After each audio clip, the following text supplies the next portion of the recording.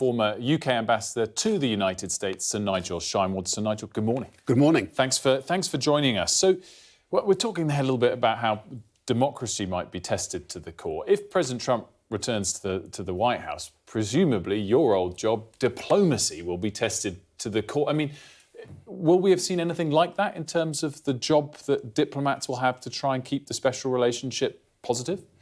I don't think we will, I think that's partly because a second term of President Trump is going to be even more difficult than the first. The first was bad enough for the alliance, for the UK. He humiliated the UK,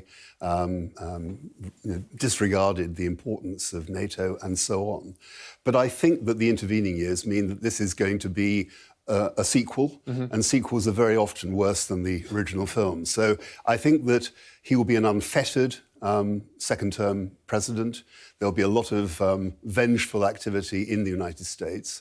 And I think we have to take seriously his threats in relation to Ukraine, defunding Ukraine, in relation to NATO, maybe not leaving NATO, but not putting the money in that's necessary to keep it going.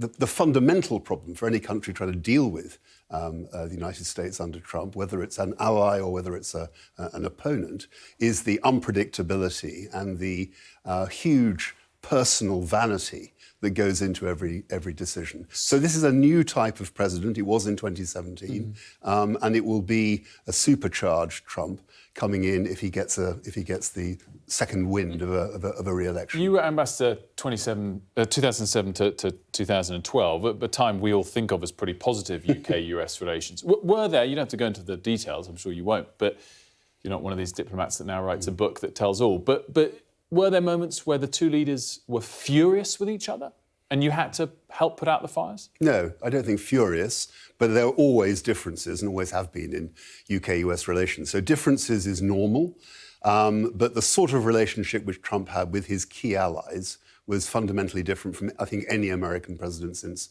the Second World War, when the structure of international relations was formed. And no one found a successful coping strategy. Theresa May briefly held his hand. That didn't work.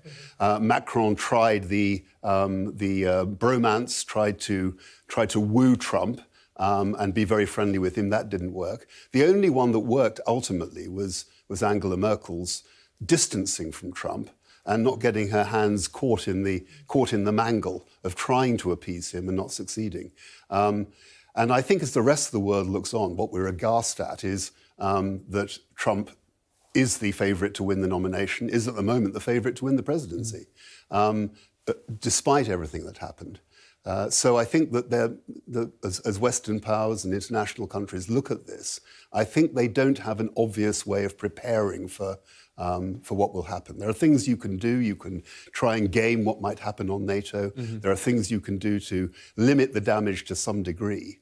But let's not be in any doubt, this will be a huge weakening of the alliance and of the international system at a time when it needs that least of all, when it's under such threat and is in such a fragile state. The other question I had for you, related to the interview we just listened to, and obviously you were advising Tony Blair as key national security advisor in and around two of the Middle East wars before you were US ambassador.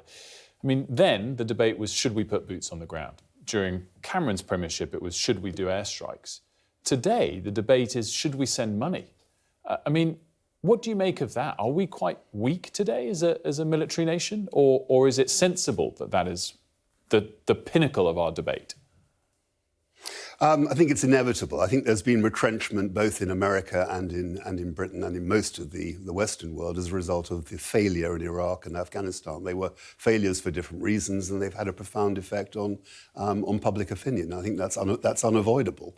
And I don't discount the validity of our military options still. I think we still have first-class intelligence, first-class military, but it's a shrunken capacity.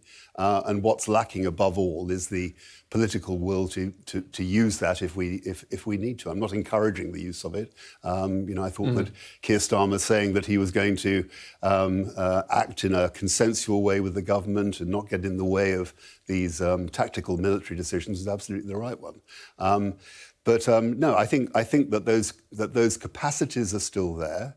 I think the fact that we are reluctant to get into military adventures in faraway places is actually at the moment quite sensible. But I think what's lacking is what Christian was talking about a little bit earlier, is whether Britain continues to pack that punch internationally. I fear that we don't as a result of a number of factors, but one of them actually is America.